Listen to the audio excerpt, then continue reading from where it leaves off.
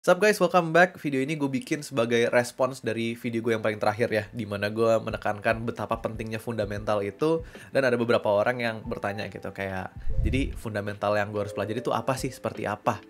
Nah, kalau lo belum nonton video itu, gue sarankan kalian nonton video itu dulu, supaya ngerti gitu konteks kenapa gue membuat video ini. Videonya pendek kok, cuma kayak 2-3 menit. Nanti gue taruh linknya di description. Anyways, sebenarnya dari katanya sendiri, yaitu fundamental yang artinya adalah dasar. Jadi ketika lu mau mempelajari sebuah framework, ada baiknya lu harus memiliki pengetahuan tentang hal-hal yang mendasari atau yang menjadi pondasi dari framework tersebut. Nah, cuma daripada jawaban gue abu-abu kayak gini, tetap akan bikin lo nanya gitu kan. Bang, fundamental yang gue harus pelajari itu apa? Ya, lebih baik gue kasih lo sebuah contoh, sebuah guide lah, semoga bisa jadi guide buat lo. Kalau mempelajari framework apa, fundamental yang harus dipelajari itu apa aja gitu. Oke? Anyways, gue paham banget akan tekanan yang sedang dihadapi oleh para junior developer atau orang-orang yang baru mau terjun gitu ke dunia programming, ke dunia software engineering, dimana kita itu harus selalu up to date dengan tren teknologi atau tech stack atau framework yang sedang kepake nih di industri gitu kan. Dimana sekarang itu kayaknya kalau lu lihat-lihat ya, 2 minggu sekali atau sebulan sekali itu ada aja selalu framework yang baru gitu kan. Nah, kita sebagai developer itu pasti kepancing untuk selalu yang ngikutin tren-tren terbaru itu.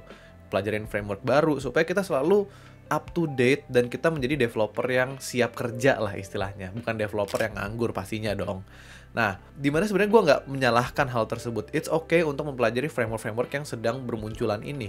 Cuma yang gue sangat sayangkan adalah terkadang kita itu melupakan hal yang lebih penting dari framework tersebut, yaitu hal-hal yang mendasari framework tersebut. Maksudnya apa? Gue kasih contoh ya.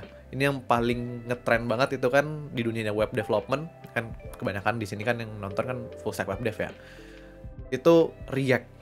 Banyak banget yang mau mempelajari React ataupun langsung pakai Next.js lah gitu. Nah, sayangnya adalah orang-orang, beberapa kali gue menemukan beberapa subscriber juga yang nge-DM di Discord, Gue pengen belajar React, tapi gue belum punya basic programming. gue selalu bilang, ya tunggu dulu bos gitu. Jangan langsung mempelajari React-nya. Ingat bahwa React itu didasarkan oleh beberapa hal. Yang pertama, itu kan JavaScript framework. Otomatis lo harus memiliki pengetahuan tentang JavaScript.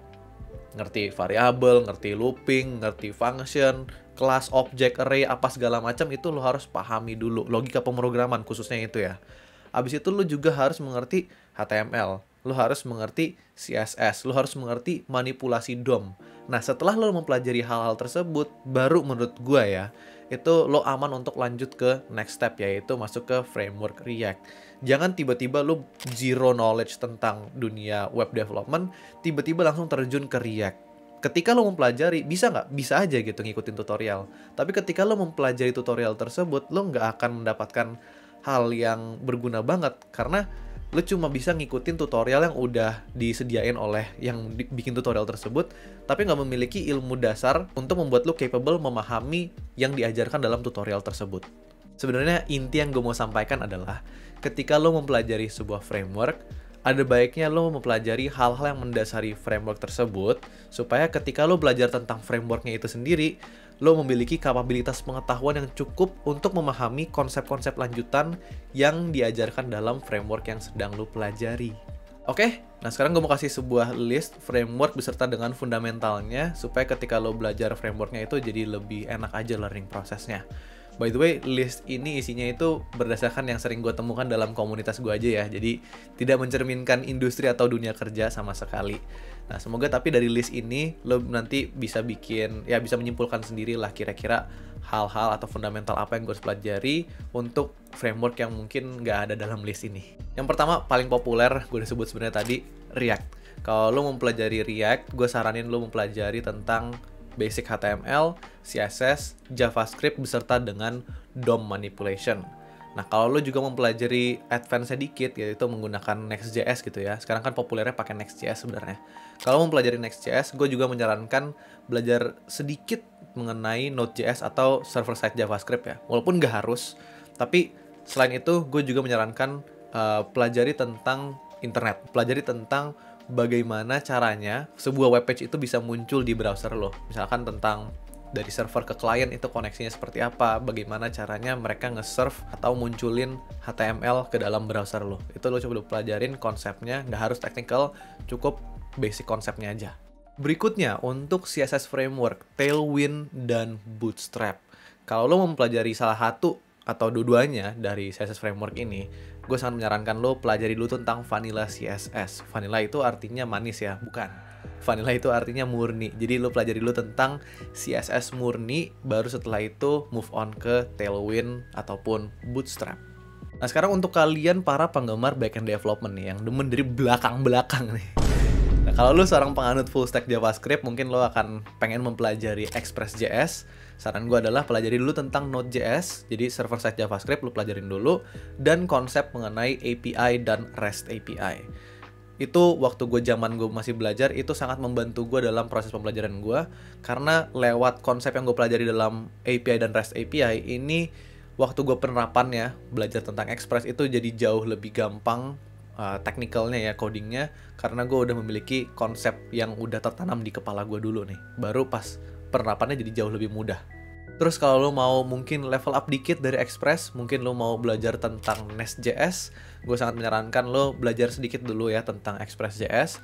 Abis itu lo harus memahami konsep OOP, karena itu sangat kepake ketika lo belajar atau menggunakan Nest.js. Jadi gue saranin pelajaran Express.js dan basic-basicnya ya, API, Node.js. Habis itu lo juga pelajari tentang OOP, Object Oriented Programming, karena itu sangat-sangat kepake di Nest.js. Pindah bahasa bentaran, kita ke Java. Bagi kalian yang mau pelajari tentang Spring Boot, gue sangat menyarankan pelajari tentang Java dan OOP dulu ya, supaya nggak keder nanti codingnya. Pelajari tentang Java dan OOP, setelah itu pelajari tentang API, konsep API dan REST API, baru masuk ke Spring Boot. Nah, kalau lo notice, itu kurang lebih fundamentalnya tuh mirip-mirip ya kan. Pelajari tentang bahasanya, pelajari tentang konsep dari apa yang lo mau bikin, kayak contohnya di Spring Boot dan di Express kita mau bikin API, ya lo pelajari dulu tentang konsepnya, pelajari tentang bahasanya, baru masuk ke frameworknya. Begitu juga dengan misalkan lo mau pakai framework lain, bahasa lain, Python, Flask misalkan. Pelajari dulu tentang API, tentang REST API, pelajari tentang Python-nya, bahasanya, baru masuk ke framework-nya, gitu.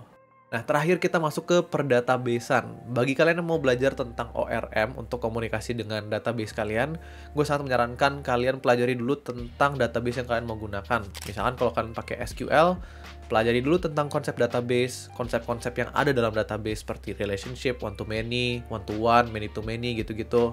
Belajar tentang foreign key, constraint, index, dan kawan-kawannya.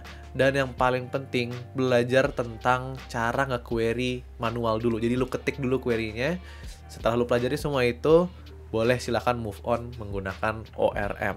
Alright, that's it guys. Itu aja yang gue mau sampaikan untuk video kali ini. Dan sekali lagi, ini bukan suatu keharusan atau kewajiban yang lo harus banget ikutin ya. Ini hanya saran aja dari personal experience gue dalam belajar dan mengajar. Ya, semoga berguna untuk kalian. Ya, jangan lupa like kalau ini berguna untuk kalian. Dan subscribe kalau mau konten-konten lebih banyak seperti ini. As always, thank you so much guys for watching. See you in the next video. Bye-bye.